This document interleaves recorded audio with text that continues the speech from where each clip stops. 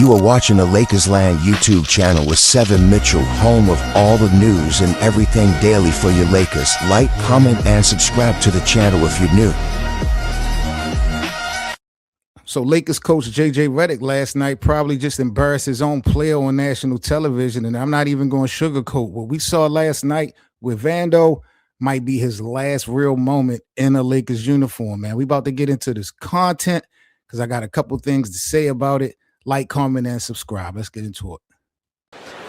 Former teammate Kobe Bryant still very close. Both the Gasol brothers. They're everywhere, aren't they? Yeah. You win a championship here in Los Angeles, you're going to have that.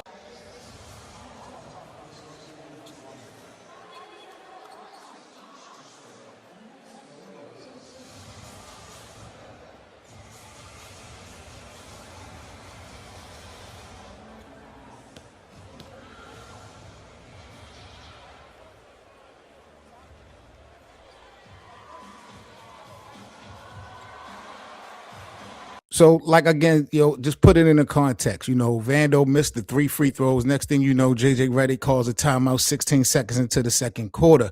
Not at the end of a run, not after a defensive breakdown, just like immediately. And then he pulled him out. And you can see the frustration on both sides. This wasn't a normal substitution. This was actually a statement. And I've been telling y'all about Vando versus Redick for a couple months now behind the scenes. Not nothing that I had really concrete, but you could just, the eye test showed you that his playing minutes, how he was being handled, it just seemed kind of weird. And here's the part nobody wants to say.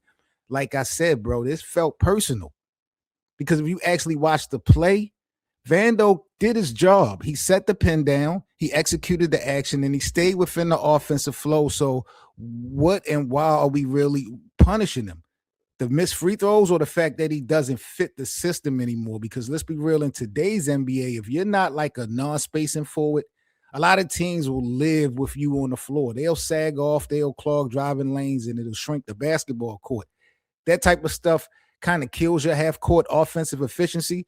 So maybe JJ Redick see him more of a liability than an asset. And right now, the Lakers already struggle with shot creation without Luka and without Austin Reeves. They also struggling with late clock execution, shit like that. So when Vando, he's out there on the basketball court, this offense of the Lakers, to be honest, it tightens up even more. But here's the real issue. You don't coach effort players like that. You don't publicly pull a guy like he's the problem. I think that was a bad move for JJ Redick late into the season when we're talking about morale and stuff like that. I thought this was a bad look. So let me ask y'all this in Lakers land. Was JJ Redick holding him accountable, or did he just lose the locker room a little bit after this decision? Because there's a difference between coaching and actually sending the message. You feel what I'm saying? And I'm going to say this is my final take, and then we're going to wrap it up. This just was not about one play. This felt like the final straw. And I feel like the Lakers have been trying to move Vando for a couple seasons now. And look like you got visible frustration. You got public tension and a coach willing to check you mid-game. That's not really a good combination for anything stable. This is really the biggest reason why I said we might not see Vando in a Lakers uniform ever again. I wouldn't be surprised if we just watched Jarred Vanderbilt's last meaningful minutes as a Los Angeles Lakers. And if he's still on the roster after the offseason, it won't because I don't believe it's going to be because they didn't try to move him. It's probably going to be more or less because don't nobody want him. Respectfully. Y'all let me know what y'all think. Was JJ Redick wrong or right about this decision? Like, comment, and subscribe, Lakers Land. I'm Seven Mitchell. Peace.